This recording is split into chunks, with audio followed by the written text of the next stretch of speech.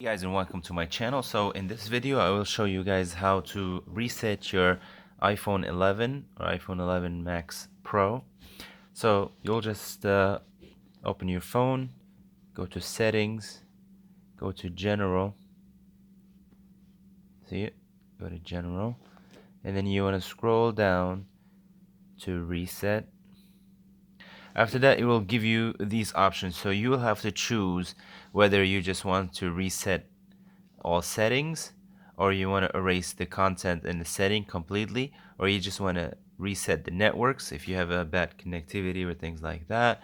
If you want to reset your keyboard dictionary, or reset your home screen layout, or reset location and privacy in case you go to another country and you want to reset everything. So these are the options you have to choose from. You have to make a decision on which one you want.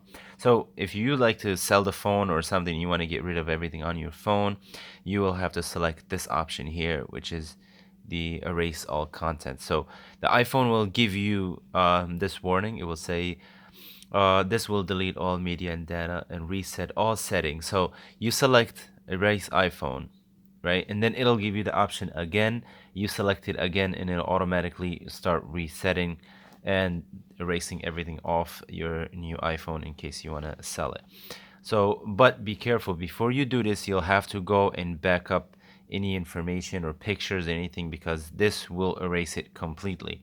So I'm not gonna hit this button just because I've just gotten this iPhone and I've taken some pictures with it and I haven't backed them up yet. So but all you have to do is hit this erase. It'll give you another warning right after. It will say, are you sure you want to erase? Then you select yes, or it's the same message, but it just pops up twice just to make sure. Okay, and that's pretty much it. It takes a little while for it to come back up, but when it does come back up, it'll come up just like this, just as when you really first got in your iPhone. So this is still all new. So